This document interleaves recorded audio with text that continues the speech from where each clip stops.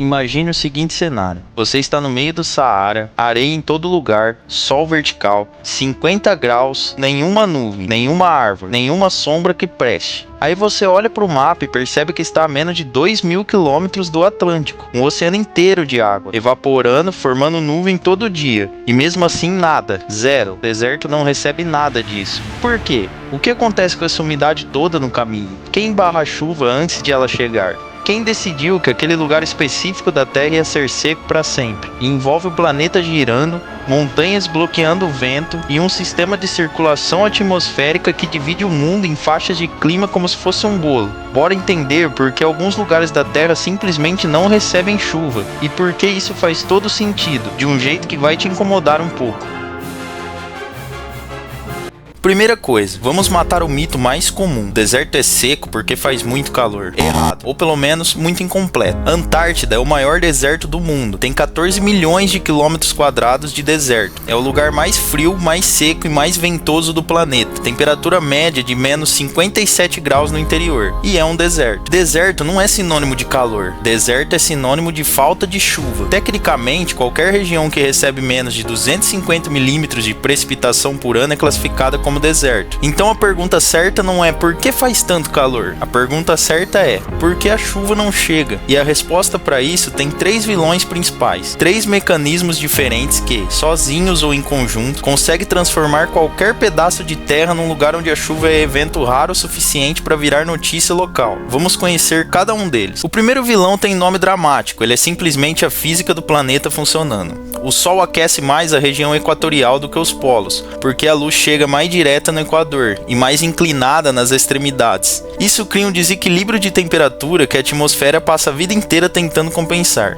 No Equador, o ar quente sobe muito. Sobe carregado de umidade evaporada dos oceanos e florestas tropicais. Lá em cima, esse ar esfria, a umidade condensa e cai como chuva torrencial. É por isso que a faixa equatorial do planeta, Amazônia, Congo, Sudeste Asiático, é tão úmida e exuberante. Mas o ar que subiu precisa ir para algum lugar. Ele se desloca lateralmente, em altitude em direção aos polos. E quando chega em torno de 30 graus de latitude, norte e sul, ele desce.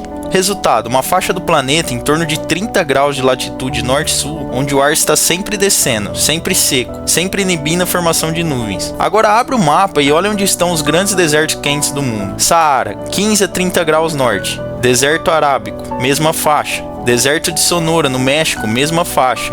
Kalahari e Namíbia, no sul da África, 20 a 30 graus sul. Deserto australiano, mesma coisa. Não é coincidência, é circulação atmosférica. O planeta criou faixas de seca embutidas na sua própria física. Independente de qualquer montanha, qualquer corrente oceânica, qualquer atividade humana, estaria lá de qualquer jeito. O segundo vilão é mais fácil de visualizar e mais injusto, porque é completamente local. Quando uma massa de ar úmido vinda do oceano encontra uma cordilheira, ela não tem escolha, sobe. E quando sobe, esfria. E quando esfria, a umidade condensa e cai como chuva. Tudo no lado de Barlavento, o lado que enfrenta o vento. Aí o ar já seco passa pelo topo e desce do outro lado. Desce aquecendo, desce absorvendo um pouco de umidade que resta. E o lado de sotavento, o lado de trás da montanha, fica na sombra de chuva. Esse fenômeno tem nome, efeito orográfico. Ou mais poeticamente, efeito de sombra de chuva. O exemplo mais dramático do mundo fica nos Andes. A Amazônia, do lado leste, recebe chuva absurda, 2.000, 30.000 milímetros por ano em muitas regiões. O ar úmido do Atlântico chega, alimenta a floresta, evapora de volta, chove de novo. Um ciclo de abundância. Do lado oeste dos Andes, o Atacama, o deserto mais seco do mundo. Não o mais quente, o mais seco. Há partes do Atacama onde nunca foi registrada chuva. Nunca. Em toda a história das medições. Em algumas estações meteorológicas, o histórico é de 0 milímetros, zero absoluto. A diferença entre floresta tropical e deserto absoluto é uma cordilheira. O mesmo acontece no leste da Patagônia, na sombra dos Andes, na Ásia Central, bloqueado pelo Himalaia e pelo Tibete.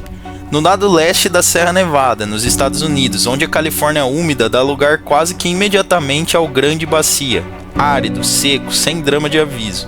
A montanha não quer te prejudicar, ela só está lá, e isso é o suficiente.